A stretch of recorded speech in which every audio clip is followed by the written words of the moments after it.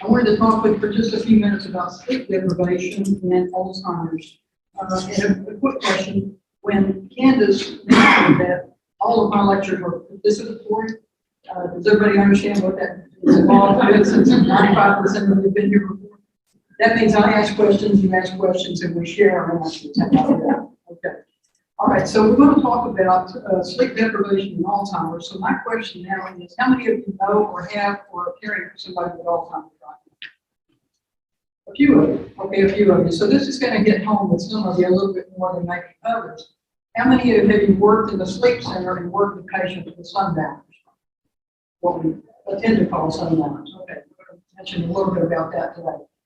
Most all of you have worked with Alzheimer's patients at one time or another. All right, so we're going to find out a little bit more about how sleep impacts the ultimate diagnosis of Alzheimer's. So that's what we're up to a little bit in the next few minutes.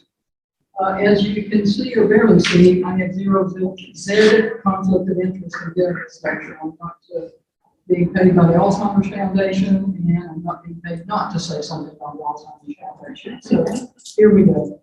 About 115 years ago, Dr. Albus Alzheimer, that was in 1906, discovered that he had a patient who was behaving very, very strangely. And it was a female patient who had died of an unusual mental illness. And when she did pass away, he did examine her brain and did find that there were beta amyloid plaques. So there's amyloid plaques in it. And he also discovered there were so many tangles, bundles of fibers, things that was called the tau, TAU. And so he found these unusual clumps that are in this woman's brain. And from that, we have what's now called Alzheimer's disease. Alzheimer's disease is irreversible, it's progressive, it's a brain disorder that slowly destroys memory and thinking skills. It will eventually prevent the ability to carry out even the simplest tasks, whether it be feeding, walking, remembering anything. It's an insidious disease that basically affects memory more than anything else. In most people with Alzheimer's, it first appears in about the mid-60s.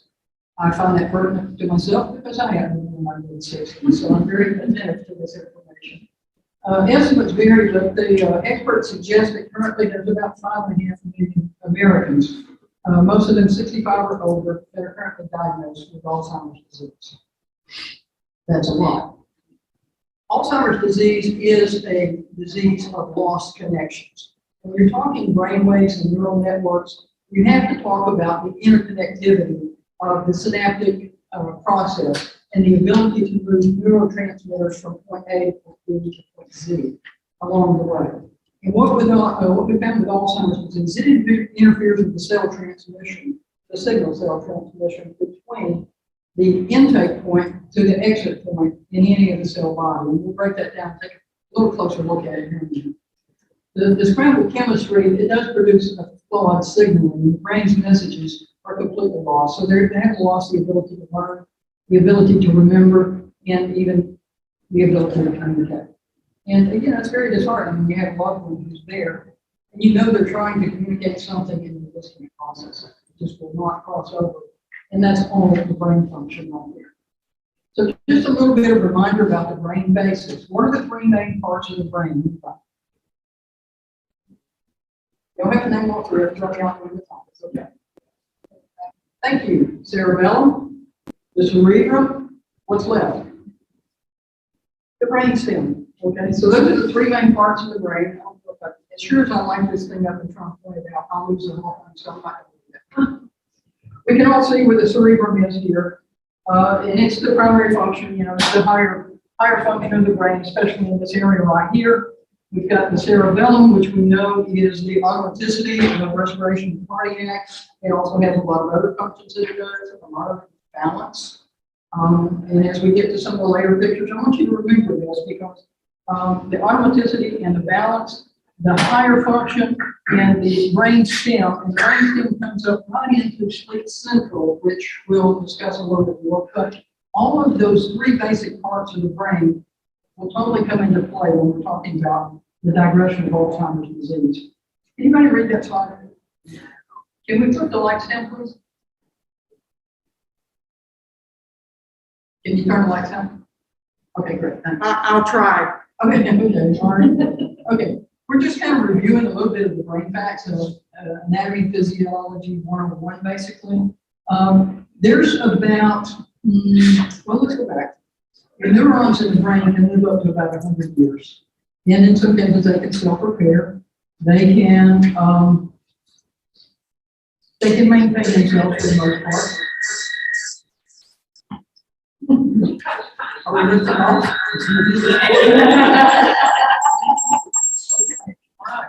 Scotty's here somewhere.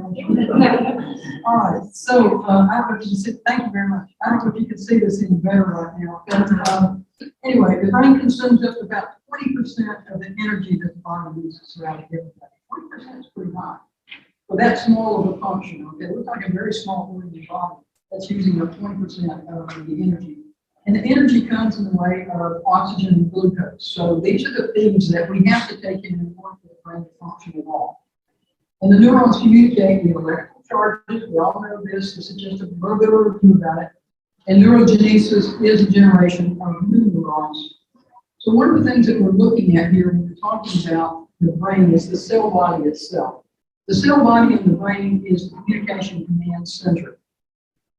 So if you can think about the brain as you would think about a computer, basically, and we equate those two together a lot because it's a pretty good analogy. With a computer, we have a receiver, a processor, and a transmitter. With the brain, we have a receiver, a processor, and a transmitter. The dendrite is the receiver, the nucleus is the processor, and the axon is the transmitter. A little bit better view of this is, as you can see here, the dendrite is taking in information. So the dendrites are receiving the neurotransmitters that are coming in, the cell body is processing what's going on, and it's driving it out to the axon, which is sending it out to the next synapse so that that neurotransmitter can be processed along the way. And you will think, okay, raise your left hand. Okay, did my left hand raise or did my brain modify the behavior that I just exhibited? So everything is dependent on the brain telling the body what to do. And that's imperative. And those are the connections that are lost when we're talking about Alzheimer's. Those neurotransmitters, when we're talking about sleep, is in the sleep central part of the brain. Now again, I would like to have a little pointer right here, but as it is, I'll go up for just a second, I'll walk some of it out, but hopefully you'll be able to see a little bit about what I'm talking about. This brain, does anybody notice anything about this brain? Oh, come on, anybody? It's upside down. The whole brain is upside down. Okay, you can see a picture of a brain with cerebellum on the bottom, right? I look at this and I'm like, ooh, the brain. Paula, could you speak up just a little? Yeah, They're having, yeah, that could, can y'all not hear me back there? yeah. Yes, okay, I'm sorry about that. Okay, so they put this brain upside down, and this is the cerebellum, this is the cerebrum, and who knows where the brainstem is, as far as that goes, okay? But I like this particular slide because of all the neurotransmitters that they managed to fit in one spot. And because this is a sleep central area, this is the focus of sleep central, as far as what's taking place during the nighttime, when you're through that time sleeper. The neurotransmitters that are coming in, you can kind of see that they're all in this segment, which we know is the basically the anterior hypothalamus, hypothalamus. We can get into all the technical stuff if you're looking for REM sleep and all of that. The lateral dorsal technology, it just keeps going from there. But when those neurotransmitters get blocked, patients don't sleep. Now, we can call it sundowners, but as I give you a picture a little bit later on, in comparison of the normal brain and Alzheimer's brain, I want you to focus on where the digression is in the Alzheimer's brain and how that connects to what we're just now talking about in this relation. So where do these neurotransmitters come from? What you eat gets processed. Everything that you eat is getting converted into a chemical composition of neurotransmitters in order to give the brain the necessary networking to produce proper bodily functions to promote waking sleep. So when we use the phrase, you are what you eat, there is that element of truth that is involved. Those neurotransmitters cannot produce, they can't be there unless we're taking in the proper nutrients in order to fuel the body with what it needs to have to run properly. But if you think about it, most of us have an automobile, right? Most of us go to gas pumps because it became self-serve 4 years ago, and I don't remember. And so when you go to the gas pumps and you start to pick it up, how many choices do we have today when we go to the pumps? Okay, so we've got maybe up to 3 different choices. It used to be we had gasoline. Then when we got the influx of diesel engines, then you had gasoline and diesel. Okay, having made that mistake of putting the wrong fuel in the wrong vehicle, yeah, and one tow truck and $700 later, you can get that car fixed. Okay? Don't want to repeat that. That's an educational opportunity. So we don't want to go there again.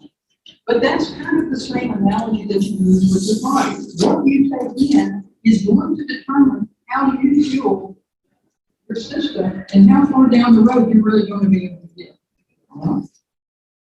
So let's look at a normal brain. Just kind of a quick slide, just to give you a size difference here. The normal brain here is on the left, and the Alzheimer's brain, you can see it's shrunken up, and it's on the right. And we've got an interruption between the ventricles on one side and free flow on the other side. And this is just a really archaic slide, just to give you a graphic. But let's give you a real picture. Okay? Now this is for real. This is a normal brain on the right weighs how many pounds? Let's go with a little bit less. How about 3 pounds for a normal brain? How many pounds do you think an Alzheimer's brain weighs? 1 pound. On autopsy, that's what they're finding is a normal Alzheimer's brain is about 1 pound. So they lose 2 pounds. 2 pounds of neural networking, 2 pounds of neurotransmitter transmission that is not happening. So it's no wonder they can't walk or talk or communicate or feed themselves or eat or even have hunger pain or anything else. This slide right here rather haunts me. All right, and I say that because from a sleep standpoint, again, when I mentioned earlier that you're going to want to see a slide and you want to remember where was sleep central in the brain,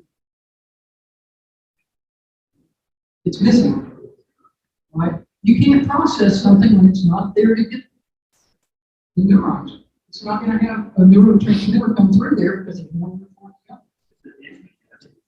Basically, this just slows down that much. So when you're talking that kind of shrivel, and when you're patient and you're chasing around the sleep center trying to get them to stay in bed, sleep stay on. Paula, Please. again, it's noisy over here. If you could speak up some more. Turn this up? I don't know. Okay, all right, so how about now? Okay. Eat this one. I started to say something else, but anyway. All right, so that's kind of the way this looks. When you've got an Alzheimer's brain compared to a normal brain, you can pretty much see now what redeeming is when you're having those patients in the sleep center, or when you're trying your best, it doesn't help if you're trying to put a CPAP on them. Okay? Please tell me you're not even trying to put a CPAP on, because, oh my gosh. That's it's scary, they're frightened, it's going to be a hard night for both of them, just what I'm saying.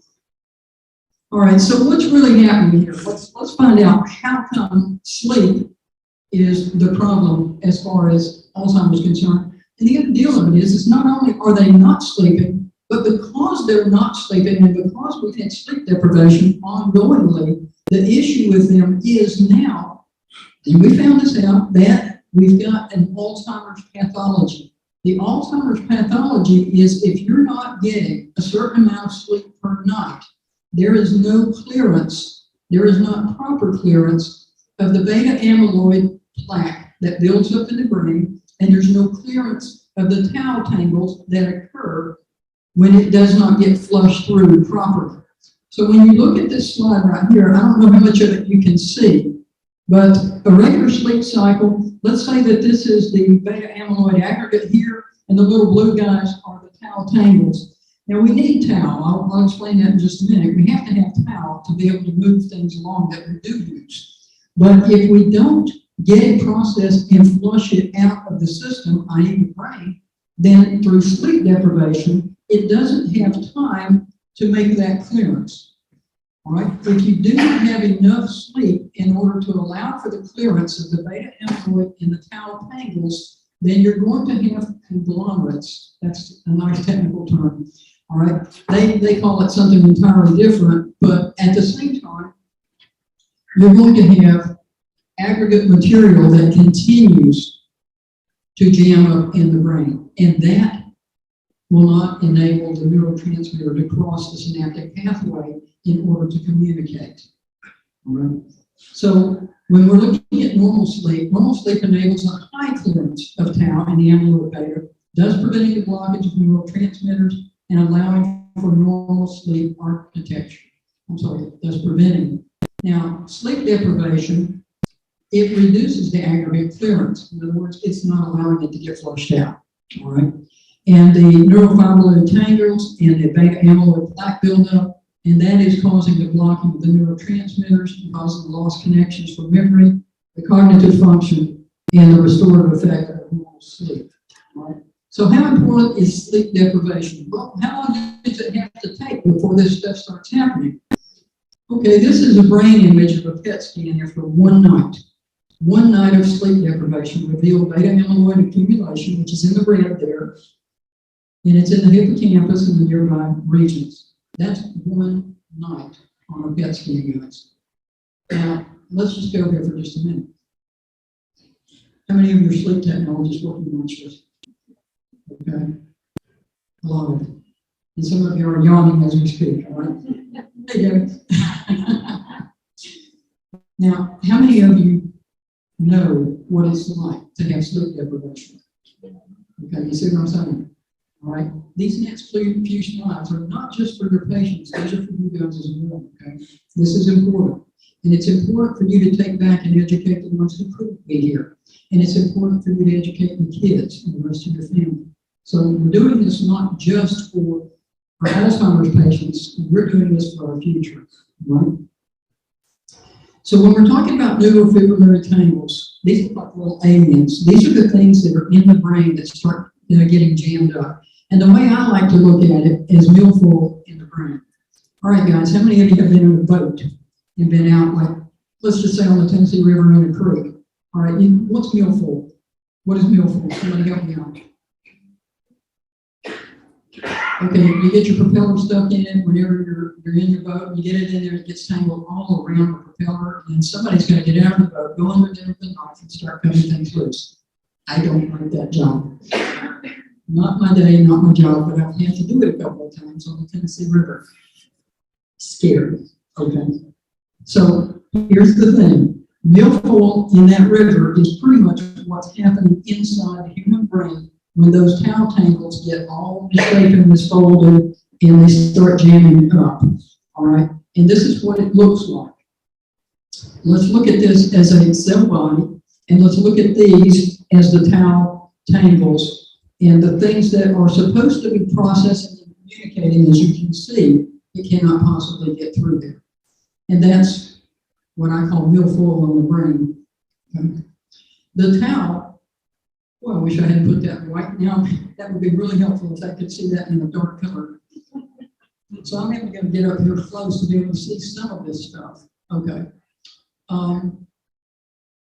The tau that is produced, some of the tau is produced normally so that you'll be able to send information, send information to the microtubules, which transports the nutrients and other substances from part of the nerve cell to another. So we've got to have tau. It's got to be there in order to help as the vehicle of transmission. But what happens is if you do not have enough sleep, you have sleep deprivation, then that tau doesn't get cleared out. It's a vehicle for only a short period of time, and then it's got to be processed out and flushed out and start over. Right? So that's kind of the way this works. And when it gets tangled up in there, we saw some of the pictures of what's going on. In the beta amyloid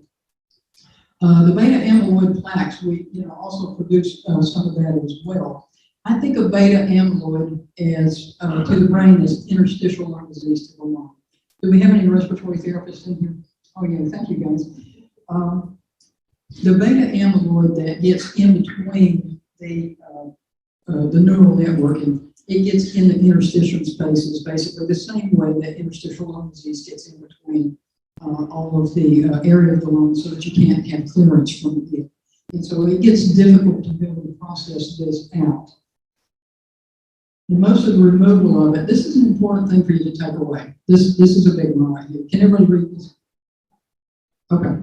All right. So most of the removal of beta amyloid occurs in the deepest stages of sleep. We know that as being in non-REM 3 and REM sleep, correct? Okay. So we're always shooting during the nighttime as sleep technologists for running CPAPs. We want to get them to N3 and REM as quick as we can in our titration and keep them there for as long as we can. Now we do that because if they're on CPAP, they're going to get their best sleep, they're going to feel better, and you won't have to convince them to wear a CPAP unit later on because for the first time in like 20 years, they finally feel like a human again. So that's one part of our purpose as sleep technologists. But this is the second part of it. And this is something that as we continue to grow and learn in sleep research, that if we can get them to where they can ongoingly get more than 7 hours per night, then that clearance of the beta amyloid plaques and the tau tangles can be processed out, and it reduces their chances for acquiring Alzheimer's disease. So how much Alzheimer's disease does it prevent? How much does 1 hour difference make between 6 hours and 7 hours? 30%. I think that's enough to take another hour and make it happen. Okay, 30%. That speaks for itself. Okay, so if you have a sleep debt built up, and if you're not a technologist, well, I've been there, I know this, Robert, I know you've done it, several others of you who are managers have all done this. We know what sleep debt feels like. It's miserable. And the deal of it is, less than 5 hours a night on a regular basis is going to build up your sleep debt. And if you sleep less than 5 hours per night times 3 nights, it's the same as losing 1 full night of sleep. Okay? Now, if you've lost 1 full night of sleep, what do you think your PET scan looks like from what we saw a while ago? Oh, gee, it might look a lot like that one at least, right? All right, so PET scans are kind of expensive. I know we'd love to have everybody go out and have a PET scan just to see what our buildup is right now. But, if you can get that covered on insurance, well, let me know how yours looked. I'd really be interested. But this is, again, after just 1 night. So imagine a buildup of this. And this is for you guys, okay? Because I know that you're losing sleep. And I want you to understand how important it is to you and to your future, starting today, how this is going to build up for you. As far as treatment for Alzheimer's disease, there's no treatment. There's no cure. Well, I'll take that back. There is treatment. There's definitely no cure. But what you're treating is really only symptoms. And so we've got all of these lists of medications that will have symptomatic treatment for dementia, for sleep itself. We have nothing really that's going to improve memory per se. All it does is forestall what seems to be the inevitable at this point. All right. The side effects of these medications are pretty similar. It's been mostly the nausea, headache, constipation, confusion, dizziness. So balance, they're already having balance issues. Now we're going to do something that's going to increase their balance issues. And so there's going to be, a number of falls, and then we'll be dealing with other issues as well, like head trauma, orthopedic issues as well. So one of the newest drugs, I just want to bring this up briefly today because you're probably going to hear about it. Has anybody heard of Aduhelm yet? Anybody researched Aduhelm? Okay. It was just approved this year by the FDA. Now, oddly enough, it was approved against a unanimous negative vote from its advisory committee. The FDA's advisory committee said unanimously, no, we do not want you to approve this drug. And so the FDA, in their infinite wisdom, went ahead and approved the drug. Can't quite figure out why they moved on when your entire advisory committee said no. It's incredibly expensive. It's $56,000 per year per patient. Now, there's no proven clinical benefit. I'm not making this up. This is out there. This is in my reports, okay? Again, I have no vested interest in this whatsoever, except I have some family with Alzheimer's, so it matters to me and I like to do my homework. So there's no proven clinical benefit in that there may be some reduction in the amyloid plaque, but no real notable change in behavior or function. And oh, by the way, the required 18 months of clinical trials were not completed before the FDA decided to do this. Very unusual. Non-drug treatments for sleep changes, maintain regular sleep time, seek sunlight in the morning. You want to get them up and see the sun as early as possible because obviously it's going to help the circadian rhythm that is still there. Regular bedtime, regular exercise, regular meal time. Try to avoid any caffeine, nicotine, alcohol, and whatever pain that they may be having, you definitely want to treat that and try and take care of that. So there's a few other things here, but maybe I went ahead and hit on those and got ahead of myself last time. I think this is kind of imperative for all of us. The projected growth of Alzheimer's disease patients, more than 6 million, say 5.5 to 6 million right now, are living with Alzheimer's. By 2050, okay, in less than 30 years, we're going to jump to about 13 million people that are going to have Alzheimer's. Now, you might look at that and go, well, yeah, well, there's a lot of us, so 13 million may or may not be that much, but let's talk dollars when we get there. Okay, we've increased 16% in Alzheimer's deaths during the pandemic. And 1 in 3 seniors dies with Alzheimer's or another dementia-related incident, more than breast cancer and prostate cancer combined. The estimated cost, I was just mentioning what that's going to do to us in the next 30 years with the increase to 30 million people, is right now we're paying $355 billion a year. By 2050, those could go as high as $1.1 trillion to pay for Alzheimer's care. 1.1 trillion. So more than 11 million Americans currently are providing unpaid health care for Alzheimer's patients. If you know somebody and you've been taking care of them, you've got family that's taking care of them, they're doing that as a labor of love or a labor of necessity, whatever it may be, and they're not getting paid to be able to do it. In 2020, the caregivers who were taking care of these individuals provided an estimated 13.3 billion hours of care, valued at over $257 billion. This is a costly disease. As a demographic, 53% of African Americans trust that the future cure for Alzheimer's will not be shared equally, regardless of race and color or ethnicity. 3 in 10 Hispanics don't believe they'll even live long enough to develop Alzheimer's. Between 2000 and 2019, deaths from heart disease have decreased 7.3%, while deaths from Alzheimer's disease have increased 145%. Okay?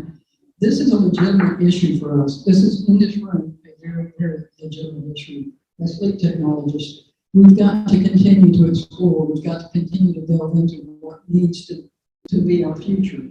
And it's not just our future for our patients or our community, it's our future for ourselves and for our families. And so what we do today, starting today, will have an impact on what your future health may be going forward. Any questions? Yes. Study on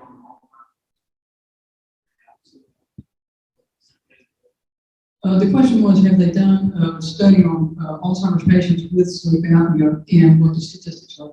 That answer is yes, I'm sure they have. But if I throw you out a number, it's probably changed already. But it is a high number, yes, that is true. Good question. Anybody else? No? Yes? Do you know how they differentiate a diagnosis of legitimate Alzheimer's or just having general term dementia? Okay, good. A very good question. Alzheimer's, one of the things that they can determine with Alzheimer's is the beta amyloid plaque, number 42. That plaque, oddly enough, they have numeric value. Number 42 is a high assessment to determine Alzheimer's disease. So I do know that they are breaking it down to that molecular level, basically, to determine which is which. I mean, we know that symptoms of dementia can be across the board for just about anybody. Alzheimer's is a little bit different in that it's a little more insidious and more invasive, and it's certainly a lot faster than someone, say, with Lewy body dementia. Lewy body dementia is very, very prevalent, but you don't hear as much about it as you do with Alzheimer's, even though Lewy body dementia is typically, there may be some controversy over what I'm about to say, but typically more reported with Parkinson's disease. They call it Alzheimer's because that seems to be the most familiar term. But Lewy body disease is different because if you're familiar with those guys, they will have moments or days of total lucidity to where it doesn't seem like there's anything wrong with them. Alzheimer's, not so much. Yeah. Right. Good question. Anybody?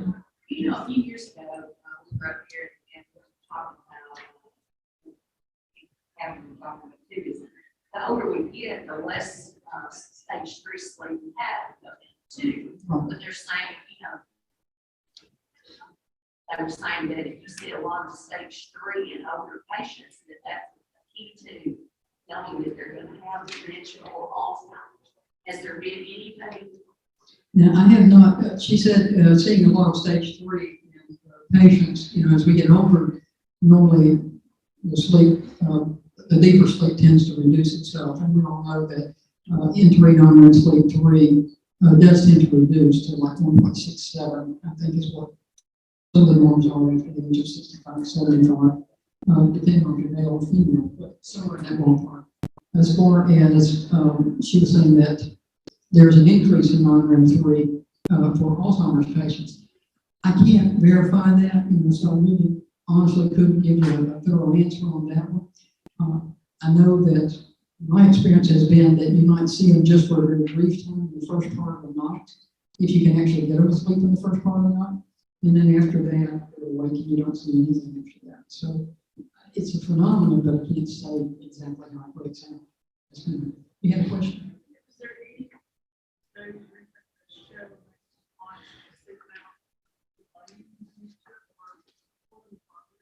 Okay, that's a great question. The question was, is there any research that's been done using CPAP showing a delay in dementia?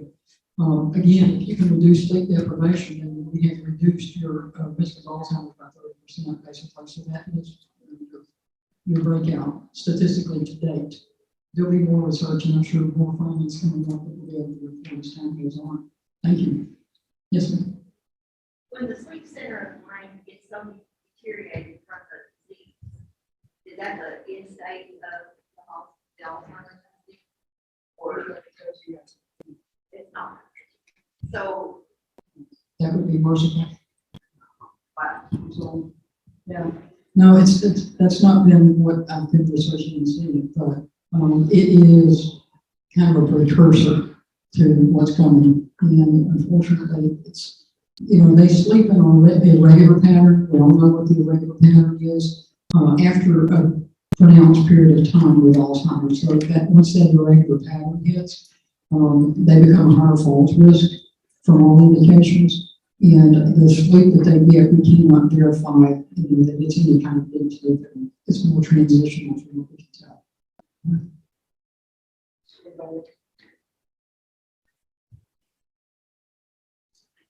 Yes, I think it's back to you. Thank you, guys. I appreciate it.